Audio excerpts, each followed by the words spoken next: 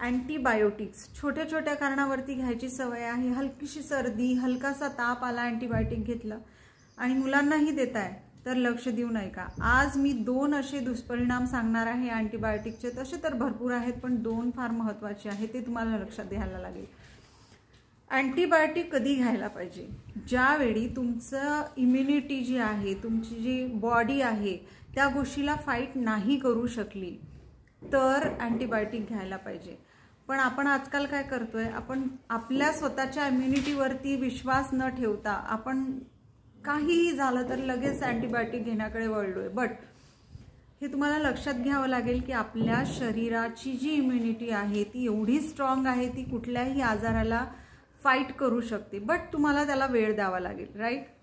आता अँटीबायोटिक जेव्हा आपण घेतो तेव्हा 2 होणारे दुष्परिणाम, त्यातला एक आहे की गट डिस्बायोसिस. व्हॉट इज गट डिस्बायोसिस?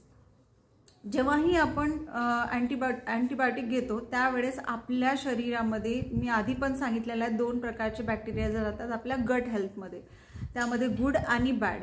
आता अँटीबायोटिकला हे कळत नाही की कुठले चांगले आहे शरीरासाठी आणि कुठले वाईट आहे. सो ते सगळ्यांना सरसकट मारतं आणि ते मारल्यामुळे काय होणार, डायजेशनचे इश्यूज तुम्हाला होऊ शकतात. सो दॅट इज कॉल्ड गट डिस्बायोसिस.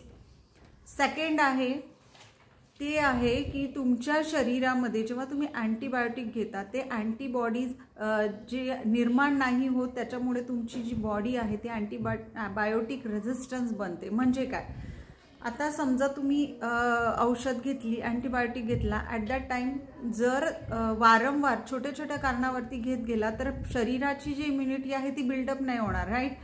त्याच्याच ऐवजी जे बॅक्टेरियाज आहेत ते स्वतःला ग्रो करून घेतील against that antibiotic. So that is called antibiotic resistance. तुमच्या बॉडीवरती फरक नाही पडणार हाय डोजेसचा. एक एक्झाम्पल देते.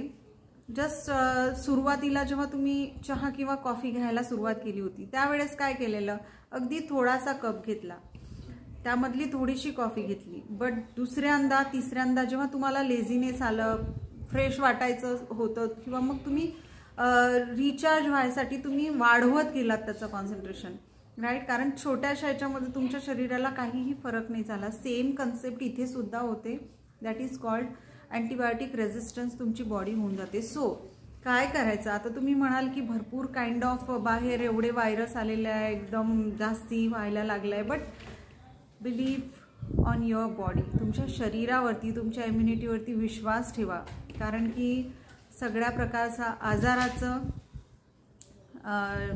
म्हणजे काय म्हणू शकतो आपण, मेडिसिन्स अँड ऑल हे आपल्या शरीरामध्ये ऑलरेडी देवाने दिलेले आहे. So believe in your body आणि इम्युनिटीवरती, आणि avoid excessive medications, right? Thank you so much. Take care.